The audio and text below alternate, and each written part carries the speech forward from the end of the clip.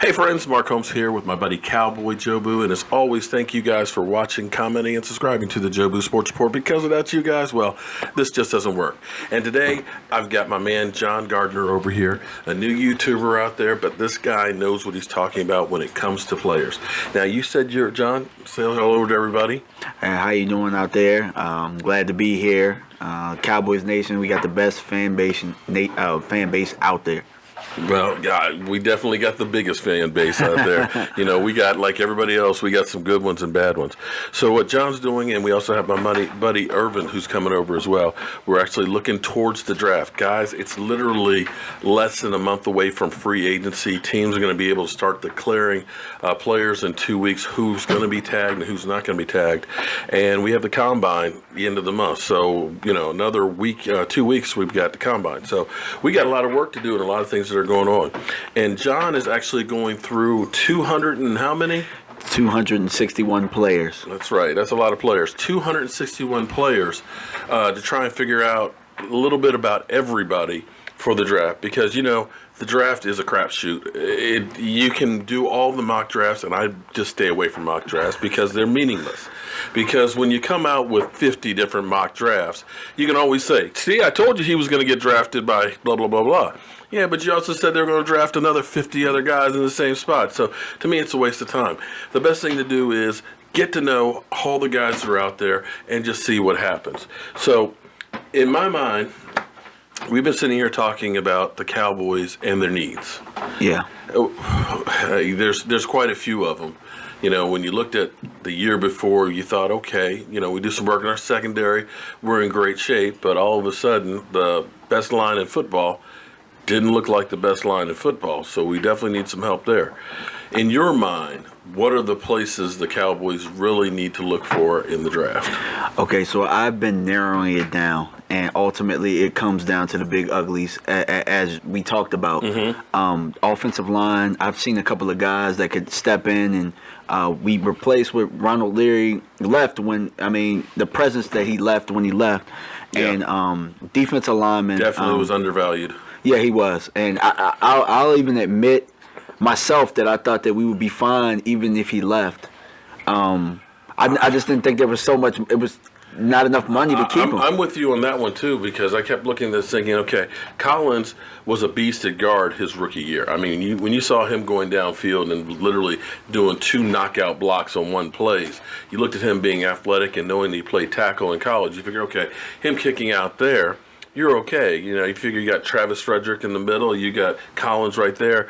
You could have a lesser guy in there, but apparently Ron Leary did make a big difference on that offensive line. Well, it's not just Ronald Leary, but think about it. We lost Doug Free as well. And that's apparently he was the Papa Bear of the offensive line, where he was the leader. Yeah. A lot of those guys were young, so you're losing both of them. So in my opinion, they moved Collins out. They might have should have kept him inside and possibly drafted another tackle. Well, so in my mind, they need to definitely look at a swing tackle. A guy who can play multiple positions on the line. Larry Allen was famous for playing every place but center. And, you don't know how Tyron Smith's back's going to be.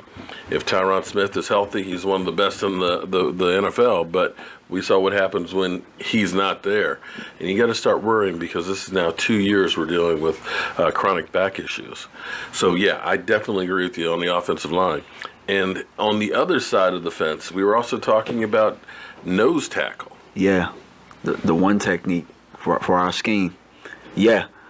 We definitely need somebody that's big, but somebody that can push the pocket back. Like, we don't necessarily just need a big body. We need a big body that can get to the quarterback, because we've had big bodies before that once they get off the snap, they're taking 2 steps and they're getting stopped, and the quarterback has a clean pocket. Right.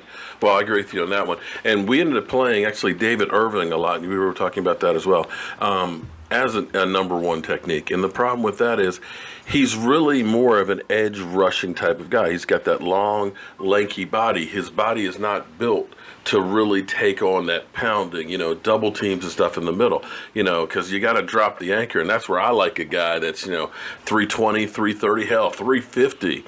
that can push the pocket and just kind of occupy space, because ideally you want that guy to keep the linebackers clean. If he can occupy people with the double team, that's two guys right there. That's one guy less that can go out and try and hit your linebackers. Because the defense is not designed for the defensive linemen to make the tackles. They'll make some, but it's really designed to keep the linebackers to being able to flow to where the ball goes. Yeah, I definitely agree with that. And as we talked about before, I talked about on videos, I know that La Nation talked about it. It's no secret that our linebackers get hurt, and maybe that's part of the problem. Yeah, definitely.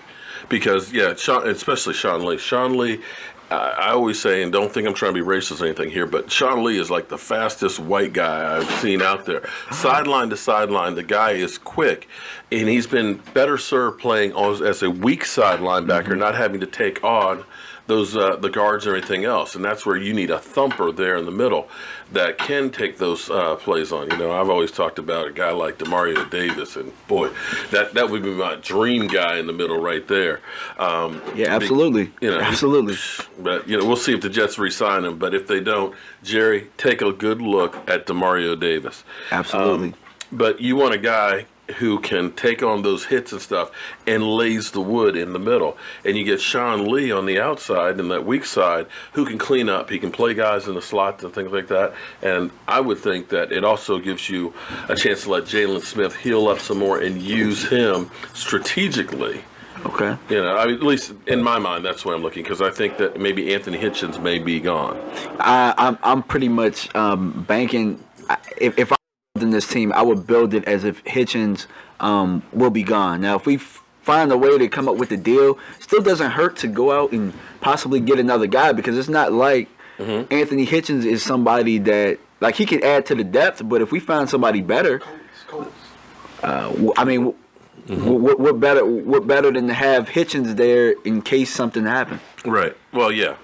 But more than likely, he's probably going to be gone. So in which case, we'll see. Michael, They're offering him a huge contract. You're hearing. Let me say this much about this time of year. You're going to hear a lot of things out there, especially from Ian Rappaport.